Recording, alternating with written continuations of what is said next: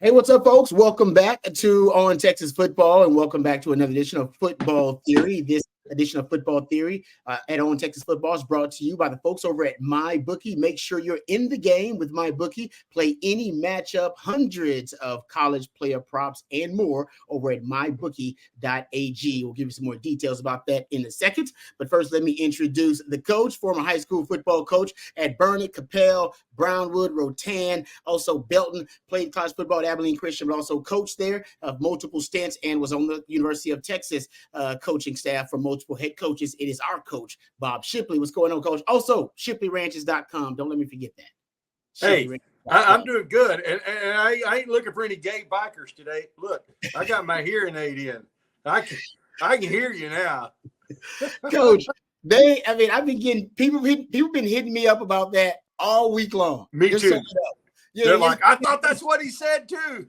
They won't let it die down. And I got a feeling, I don't think it's going to die down until after we play Oklahoma, because something tells me the guy, Gabe Eicher or whatever, that somehow he's going to either end up on one of our shows. CJ was already on his show. I don't know if the inside joke is that would be great. If you could get him on the show so I could publicly apologize to him next week, that'd be great.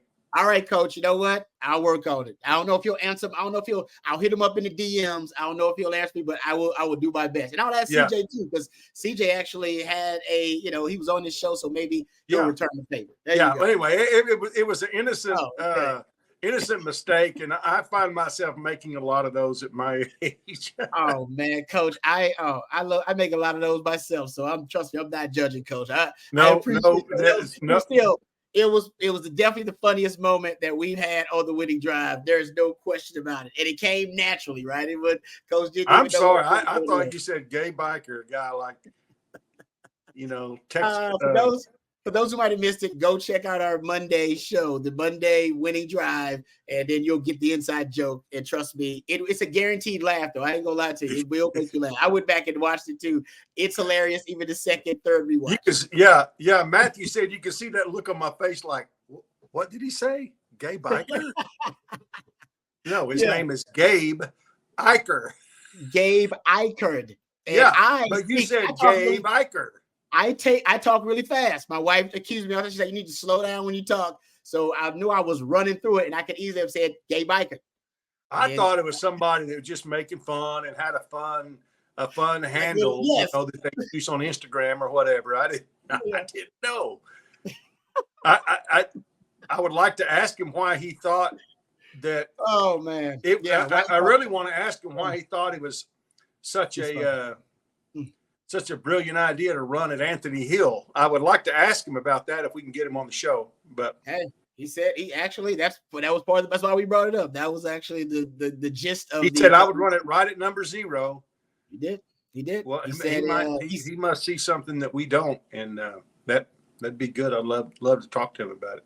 Yeah. All right. I'm working on it, Coach. I'll do my best. All right. We're going to talk about defense. So we talk a lot about offense. We don't talk enough about defense. Matter of fact, that conversation we were just having about Anthony Hill, it is related to him as well. We'll talk about the pass rush, because in the last game versus Mississippi State, the pass rush came alive, Coach. Talk about 6 sacks. You almost equaled your entire total for the season of sacks. You had 7 going into that game, ended up with 6 in that game against Mississippi State. And they ran the ball 50 times, and you still found a way to get to the quarterback. Yeah, but we saw it coming. Yeah. I mean, we were predicting, some strip sacks, actually. Yeah, you're right. Yeah. We did, Coach. We actually got 2 of them. We did. One was recovered, and the other one they recovered. So we were right there on the strip. Yeah, we just didn't have the strip 6. We were. Yeah, that's right. The strip 6. That's what we really predicted. You're right. That was a crazy prediction. But they did get after the quarterback. They got after Mississippi State a little bit. Got 6 sacks. A lot of guys contributed. Colton Vosick, Vernon Broughton he's the one that got the strip sack recovery. You also got Colin Simmons, who had 2 sacks. Anthony Hill had a sack. Baron Sorrell had a sack. So I want to talk about how those sacks came about, and then some of the trends we've seen and how Texas is getting pressure so far this year. And we'll dive into that a little bit. And also we'll get into some of the blitz rates early on. Does Texas blitz enough? Should they blitz more? Can we expect them to blitz a young, inexperienced quarterback coming up in the Oklahoma game, in the young quarterback Hawkins. So we'll talk about those things. But first, let's talk about MyBookie. The folks over at MyBookie, folks, they are really excited, and you should be too. Football season is upon us. You want to make sure you're in the game with MyBookie. Bet any matchup, hundreds of college player props, and take advantage of weekly risk-free bets. That's right. The best part is you can do it all anytime, anywhere you want to, straight from your phone. Visit mybookie.ag. That's mybookie.ag, and use the promo code ONTexas, and you'll get started that easy. It's MyBookie's 10th year anniversary, so they're rolling out the red carpet for bettors. Bet big and bet confident with risk-free Thursdays. If your boosted bet doesn't win and it doesn't hit, you'll get your money back weekly. No sweat, win-win bets all season long with MyBookie. And sign up right now. Use the code ONTexas to cash in on a double deposit bonus. It's a no-brainer. Double the cash in your account before you even place your first bet. But do not wait, because right now it's only for a limited time only. So you want to make sure you take advantage of this. For those of you who've been playing with MyBookie, a lot of you for years, they've got something for you too. A brand new loyalty rewards program at MyBookie Plus. It's simple. The more you play, the more you earn. And as you progress through the tiers, you can unlock exclusive promotions, epic giveaways, and cash back in your account. So go to mybookie.ag, use the promo code ONTexas. All right, Coach, let's talk about the game versus Mississippi State. They end up getting 6 sacks in that game. And so I started looking at, some of the trends in how they're Texas getting those sacks. First of all, a lot of those sacks actually for Texas came on first down. Notice that they were getting sacks on first down, and most of the sacks came in the second half. That's when, and to me, that shows you that the complementary football element plays a big role here, Coach. Because when Mississippi State was running the football, took up half the first quarter, and when they were basically just trying to play ball control against Texas, Texas also with a lot of self-inflicted wounds, turnovers, penalties in the first half, they couldn't separate from Mississippi State. Therefore, they could not force Mississippi State to abandon their game plan and their identity and just start chucking the football. And in the second half, Texas was much more disciplined, and they were executing better, more efficiently, more effectively. And then the separation started to happen. And that's when you saw Mississippi State take a lot more chances, throwing the ball on early downs. They know, hey, man, our running game is not going to get it. We got to get back in this game with the pass, throwing the ball on early downs, and then being in predictable passing situations. That's when Texas was able to tee off and get a lot of those sacks. So to me, that's a big part of it. Texas has to get up in some of these games, and when they're up, that's when the pass rush can pin their ears back.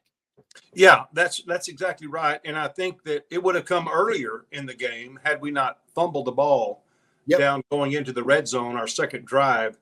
I think had we scored off of that, and then I think we'd have got up 21. They wouldn't have been able. They would have gone to it in the second quarter instead of the second half, as we saw. And you've mentioned this many times. I think that's a blueprint, for offenses that Texas is going to see to slow down the game. Run the ball, slow down the game. We were hoping that our secondary would be improved, but our secondary is now apparently our strength. At least it is, after 5 games going into an open week. And so that's a great situation to be in. And so now you can shore up the run game a little bit more. And, you're going to give up something. That being a longtime defender, you're giving up something.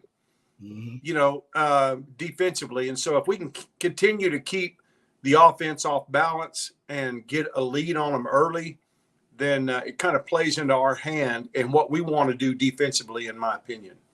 Yep. I think you're right, Coach. It definitely, you start looking at it, right? You had 4 of those 6 sacks in the second half. 4 of those 6 sacks came on first down. That means they were getting desperate. They were running the ball on early downs when they first, started that game. And then as you started to separate, they throw the ball on early downs. You can pin your ears back, make plays. And also in the second half, when you started to separate, that's when you saw you get more of those havoc plays. I think that is connected. I'm with you. There's no doubt about it. And also I was looking at how they got some of these sacks and how they came. Most of them came via 4-man pressures. Just sorry, 4-man rush and 4-man pressures. There was they had a 3-down rush, and then Jalen Gilbo came with a blitz. So a lot of them were 4-man rushes.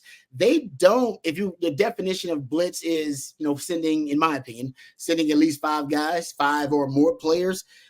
They don't blitz a lot to get their pressure. Now, I did see there was more of those in the previous sacks they've gotten this season. So essentially, you've gotten like 5 sacks with 5-man pressures, but most of your sacks have come via 4-man pressures. But it's interesting that in that game, they were able to get a lot. The best sack game, it did not come because they were blitzing a lot. It came because guys were just able to beat their one-on-ones.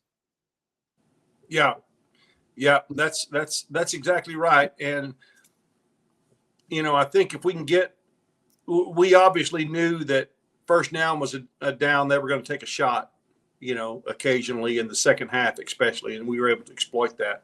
But Barron Sorrell is a guy that I probably haven't given enough credit to, up to this point in the season. He's been a silent leader on that defense and has helped out a lot.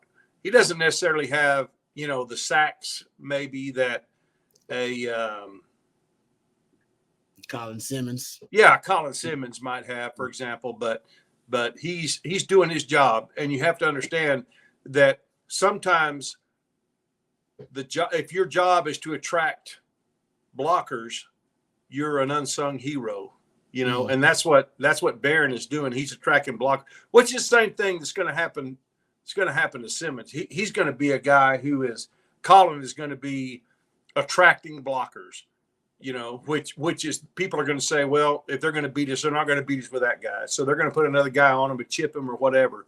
And that can open up, some stuff for some other guys. But the reason that we're at the point we are right now with sacks is because we're so deep on the edge. We've got some great edge guys that can really put pressure on the quarterback. And like we've talked about so many times, Colin Simmons, after 5 games, sometimes he has to slow down to make the sack. He's going so fast coming off the edge. He's got to kind of gather himself to make the sack because he's flying by the tackle. So anyway, good points there. And I think that's something that we can see if that trend continues.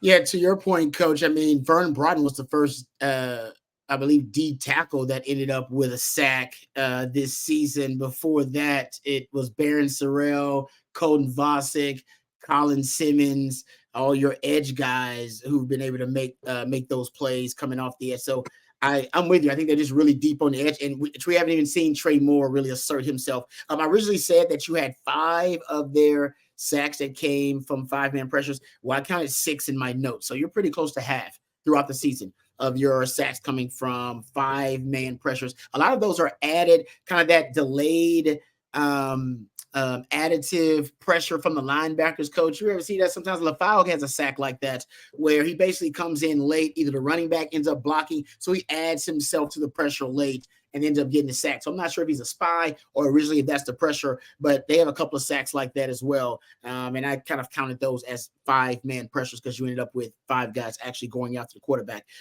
Something else, Coach, that I thought was interesting when I looked at where these sacks are coming from and in what situations.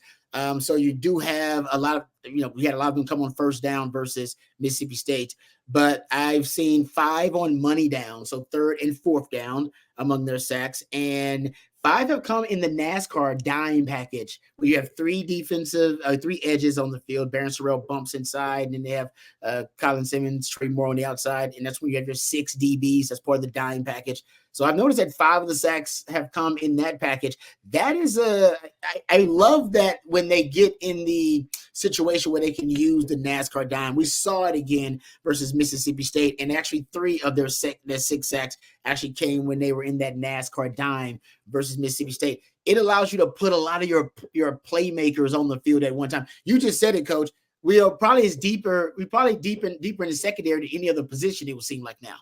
So you put more of those guys on the field. You put Colin Simmons, Trey Moore, but you just gave us props to Barron Sorrell. You get to keep him on the field, but bump him inside. Vernon Broughton had his best game. He's in that NASCAR dime package. And then you got Anthony Hill just roaming the middle of that field there as well.